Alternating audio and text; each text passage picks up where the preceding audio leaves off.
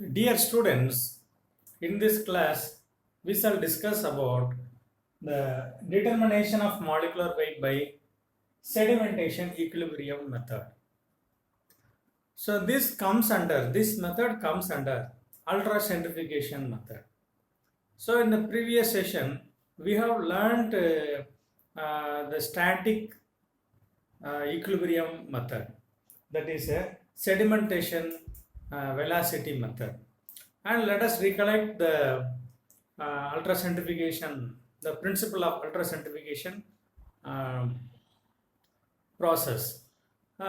You know, when a polymer solution is subjected to centrifugation at a high speed, I mean ultracentrifugation, more than 65,000 revolutions per minute, what happens? The polymer solutions settle down to the bottom like a residue. When how you perform it in your inorganic qualitative analysis. Okay, so this centrifugation techniques are specially useful in the case of molecular weight determination of proteins or biological macromolecules like DNA, etc. So we have learned from the sedimentation velocity method. It is molecular weight is determined MS. This is MS stands for sedimentation average. So from S0 RT divided by V0 1 minus rho V. 1 minus rho V. S0 is the sedimentation constant. V0 is the V0 is the diffusion constant. Sorry, D0. Sorry, this is D0 is the diffusion constant. R is the gas constant. T is the temperature. Rho is the density. V bar is the specific volume of a polymer solution. Okay. So this we have learnt it in the previous class. Now let us learn about sedimentation equilibrium method. Okay, so there is only a slight difference between sedimentation velocity method and the sedimentation equilibrium method. The difference is, in the sedimentation velocity method we have discussed earlier, the revolution is very high, more than 65,000 revolution at a limited time duration. Okay, whereas in sedimentation equilibrium method, the rotational speed is low as 15,000 revolutions per minute. 15,000 revolutions per minute. Okay, but the duration is kept very long, from 2 to 3 weeks. Okay, the polymer sample which is taken in the centrifugation tube is allowed to rotate at 15,000 revolutions per minute for about 2 to 3 weeks, for a longer duration. So what happens during this longer duration? The sedimentation force of the polymer solution and the equilibrium, there is an equilibrium between the sedimentation force and the centrifugal force, centripetal force, sorry. Okay, so that equilibrium is achieved in the sedimentation equilibrium method. So as a result, not all the polymers gets settled down to the bottom. Okay, so the polymers of high molecular weight, they proceeds fast, settles fast to the bottom. Polymers of average molecular weight lies at the middle, and the polymers of low molecular weight, they remain in the top. Okay, so the polymer molecular weight is segregated at various time duration. So I will explain you from the experimentation technique. Okay, so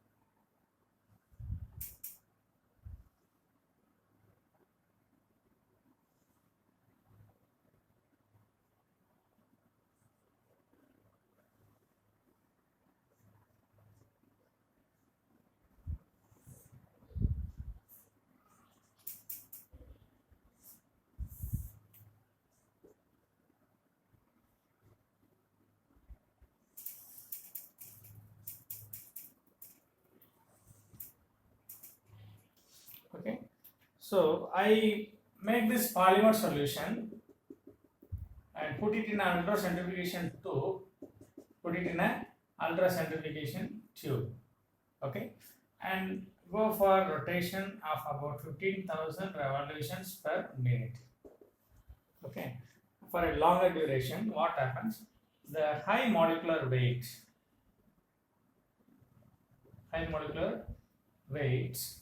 polymer settle down to the bottom at a time t3, and the medium or average molecular weight polymer lies at the middle, and the low fractions or low molecular weight fractions are remaining at the top.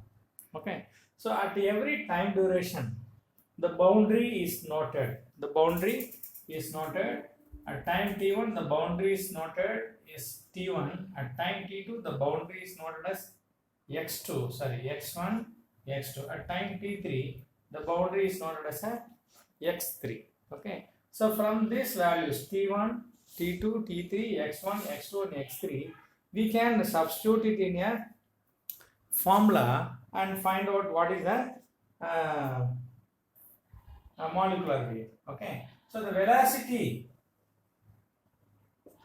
of this rotation is noted as omega squared x rho 1 minus rho v. Velocity of rotation is omega squared x 1 minus rho v. Sedimentation average molecular weight is noted as 2 RT ln Ca by Cb whole divided by omega squared 1 minus rho v whole squared x2 square minus x1 square.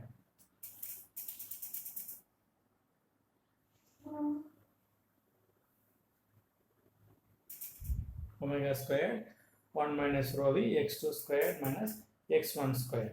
So the Ca stands for concentration of this polymer at this boundary, and Cb stands for concentration of this polymer at the boundary, at this boundary at time t2 or at t3. Okay, so if you take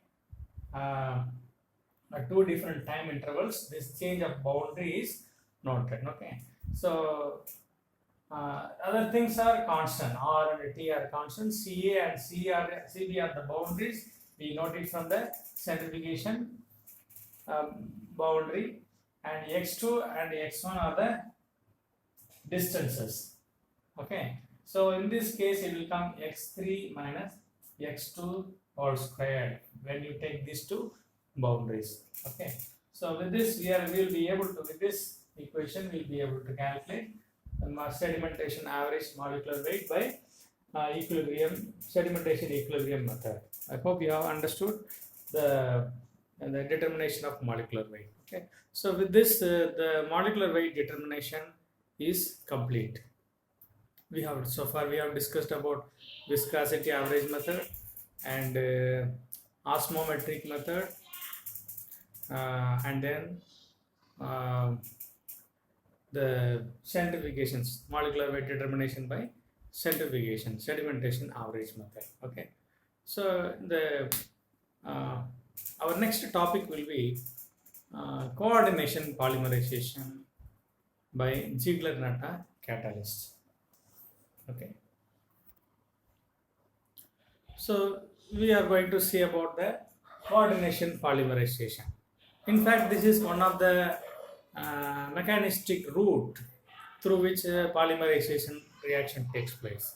So like free radical ionic polymerization, coordination polymerization is a versatile technique in which we can polymerize generally olefins and dienes. Okay, coordination, the advantage of coordination polymerization is we can produce the stereo regular polymers like isotactic polymers, syndiotactic polymer and atactic polymers. Okay, Coordination polymerization takes place by Ziegler-Natta catalyst. Ziegler-Natta catalyst is triethyl aluminum chloride and titanium trichloride or a tetrachloride. So this mixture gives you a organometallic catalyst. Okay, the organometallic catalyst is very much used in this mechanistic route to initiate the polymerization reaction. Okay, so let us see how a polymerization reaction is initiated by a Ziegler-Natta catalyst or organometallic catalyst. Okay, so assume this is a CH2 or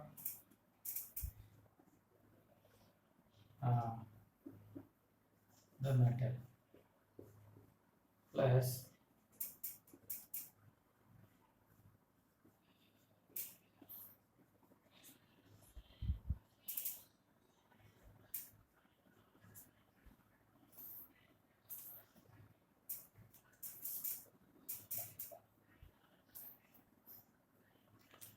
so this is a monomer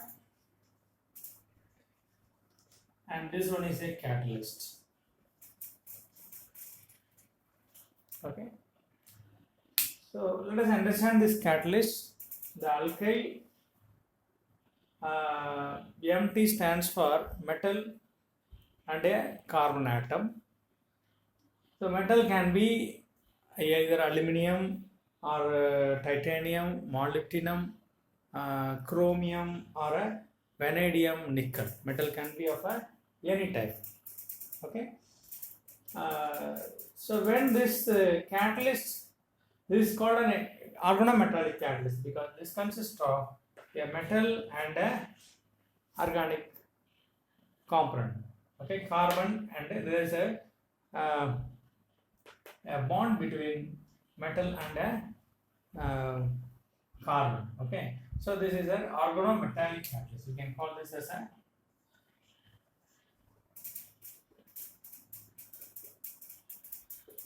okay. So this is a monomer.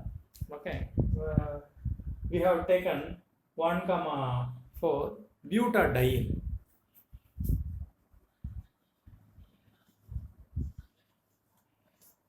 1,4 butadiene. Like this, you can also use ethylene, acetylene, olefin, okay, and other diene systems. Okay, so how this reaction works? First, there will be a bond established between the metal and the carbon atom of the monomer. Okay, and so what happens? So this RCH2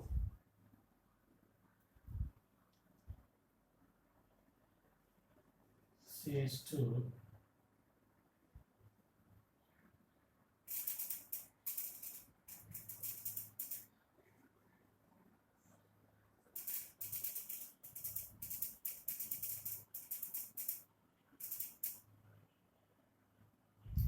so in the first step, okay, so this electron from this electron donated from this rich center to the alkyl group, and the electron, okay, moves from here to here. Okay, it moves from here to here. So as a result, what happens? So there will be a center established here, and this will be deficient of the metal. Okay, shares an electron to this carbon group. Okay, so as a result, there will be the bond will be established between the metal and the carbon atom in the monomer. Okay, so when upon inserting another butadiene,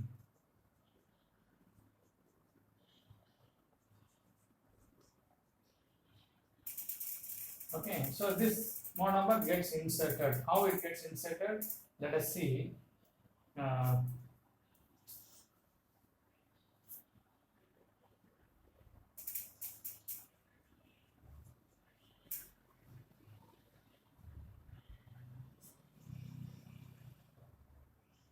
yes, it comes here.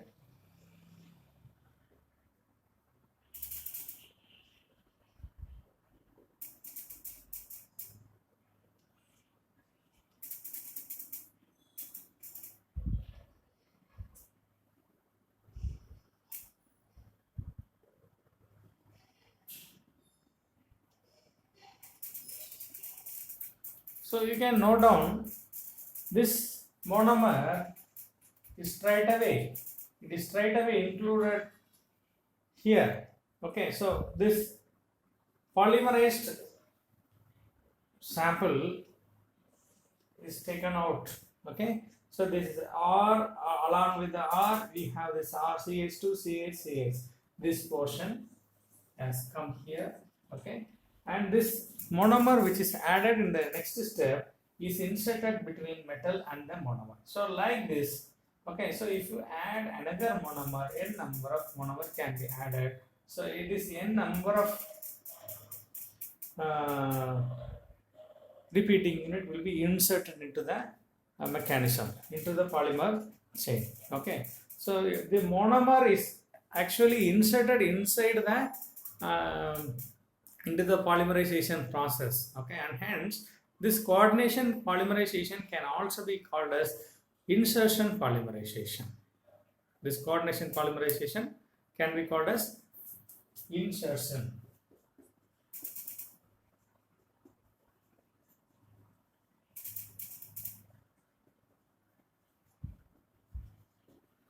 Okay, so with this topic we are completing the unit.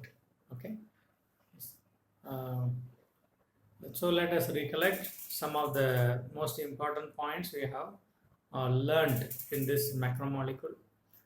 The unit consists of three portions. One is the mechanism, other part is the kinetics part, the other part is the polymerization technique, and at last the molecular weight and molecular weight determination.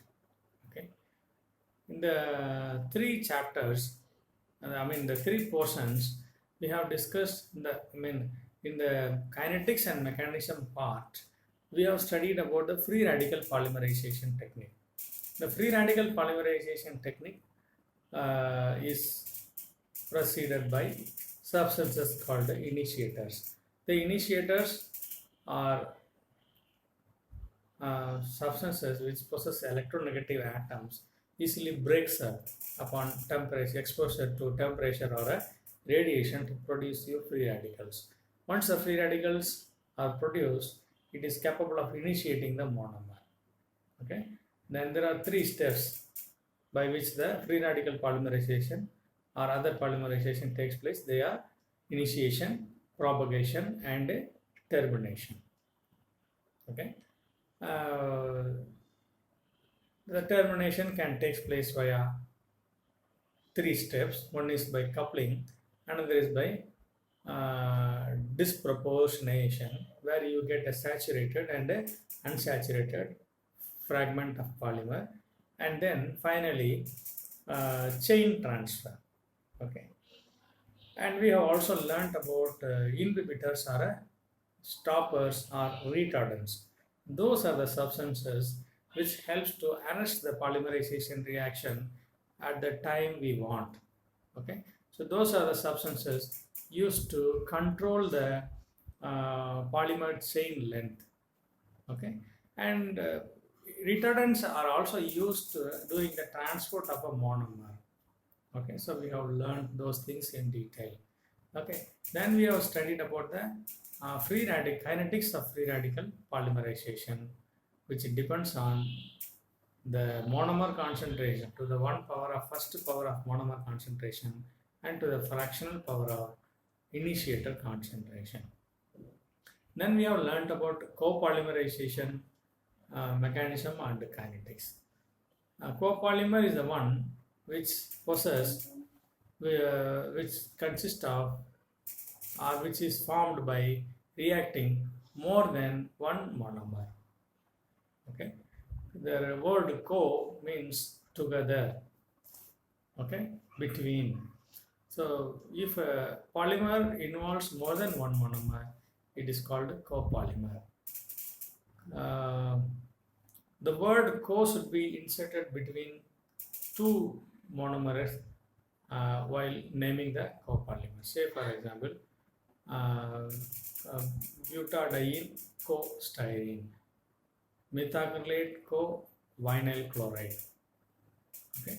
So in the copolymerization technique, in the copolymerization mechanism, we have derived an equation called copolymerization equation.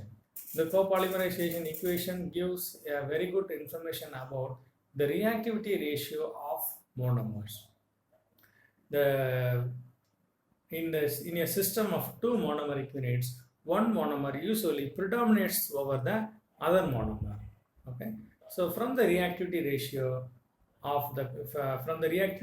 in copolymerization, we can learn which monomer predominate over the other monomer. So as a result of this reactivity ratio, as a result of this predomination of one monomer over the other monomer, we usually get different types of polymers like black copolymer, random copolymer, okay, alternate copolymer. Okay, black copolymer is the one in which one monomer M1, M1, M1, then the second block starts M2, M2, M2, then M1, M1. Alternate copolymer is the one in which monomers are altered M1, M2, M1, M2, M1, M2 like that.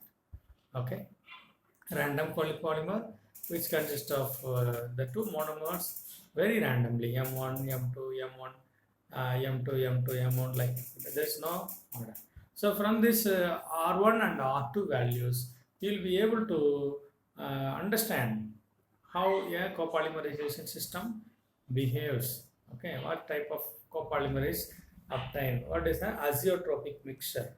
So azeotropic mixture is the one which is obtained under ideal copolymerization system where the two monomer field will be same in the copolymer composition. The monomer field and the copolymer composition remains the same. If you take 50% of M1 and 50% of M2, the same composition of 50-50 will be available in the copolymer system. Okay, so this is what we have studied in the kinetics and mechanism. In the second half, we have learned about the molecular weight. Okay, of the different types of molecular weight, number average, mass average, viscosity average, and sedimentation average molecular weights. Okay, here we have learned the difference between molecular weight of normal substances, organic or inorganic substances, and molecular weight of polymer. The significance of polymer molecular weight is, so we always mention by M bar, averages, and by a bar will be mentioned above the M. Okay, so that is mainly because not all the polymer chains of equal length will be present in the material. So we have chains of different length. So the average of the chain length, chain molecular weights is called average molecular weight. Okay, so and we have learned the different, the formula for number average molecular weight and mass average molecular weight. We have also solved some previous year questions in the molecular weight determination. Okay, and also we have learned how the different molecular weights will be in order: M1, MW, MV, and MS. Okay, so in the third part, we have learned about polymerization techniques. Okay, like homogeneous polymerization technique and heterogeneous polymerization techniques. Under homogeneous polymerization technique, we have learned about bulk polymerization and solution polymerization. Okay, the bulk polymerization in which no solvent is being added, just along in the monomer itself, the initiator and the chain transfer agents are dissolved. So to get a uniform mixture, homogeneous mixture, okay, it possesses some advantage. You have we can get a pure product without any solvent. Okay, but the disadvantage of the system is the heat transfer and development of high viscosity and heat during the process. Okay, and in the solution polymerization, we have some advantages like the viscosity is maintained well, heat transfer is very good. The system has no risk of explosion of the vessel. But in the disadvantage is the removal of a solvent. So however much you dry the polymer sample, you cannot remove the solvent molecules present in the interstices of the polymer matrix. So that reduces the quality of the polymer in the solvent polymerization. And like this, so different monomers can be polymerized using different polymerization techniques. So in heterogeneous polymerization technique, we have learned solid phase, gas phase polymerization, and emulsion polymerization. Solid phase polymerization possesses good advantage. You can get a very pure polymeric material, but the limitation being it is very slow because the polymer chain diffuses very slowly in a solid matrix. Okay, in gas phase polymerization, gaseous monomers, ethylene and propylene or acetylene, any compound which can be passed onto the reactor bed, Ziegler-Natta catalyst bed. Okay, so which we have seen it in the coordination polymerization, which is when vapors are passed into the reactor bed, which is maintained at temperature and pressure, you can get the polymer, solid polymer. So from gaseous phase, you get a solid polymeric phase. Okay, the catalysts are in a solid phase. Reactant monomer are in a vapor phase or a gaseous phase. Hence, it is a heterogeneous polymerization technique. And the last we have studied is the emulsion polymerization, where the monomers are insoluble in a aqueous medium. Okay, so in those system we take aqueous layer and the monomer layer separate, and then we add some surfactants. Surfactants are nothing but sodium salt of fatty acids. Okay, so that will solubilize these two phases. That will mix these two phases. That will reduce the surface tension between these two phases and make it to mix. And slowly, by increasing the surfactant concentration, what happens? Micelle formation takes place. So the micelles will bring hydrophilic and hydrophobic phases separate. The hydrophilic phases will be oriented outward and hydrophobic phases will be oriented in the center where the monomer is dissolved. So then once some initiator is added in the aqueous phase, then the initiator slowly move into the hydrophilic phase, and then when it touches the center of the micelle, polymerization will start and you will get a pill shaped or oyster shaped polymer. So once after a certain concentration, the micelle explodes and then you will get the product along with the latex. Okay, it is also called a latex polymerization. At last, we have learnt about the molecular weight determination by different techniques. Osmometric, where you will get a now we will get the number average molecular weight. Okay, and viscosity, MV, you will get a viscosity average molecular weight. And at last, centrifugation, you will get MS, sedimentation average molecular weight. Okay, so you need to go through the topic in detail. So this is only the very basis of polymer science. The polymer science is a very vast and enormous field, very interesting field possessing some recent applications. The research focus for this field is very good and enormous. So the dimensions of polymer science is growing day by day in different fields. So I hope you have enjoyed this topic. With this, we'll go into the next unit. Before that, there will be a discussion, question and answer session and discussion through Zoom. I hope we will positively meet at the Zoom class. Thank you.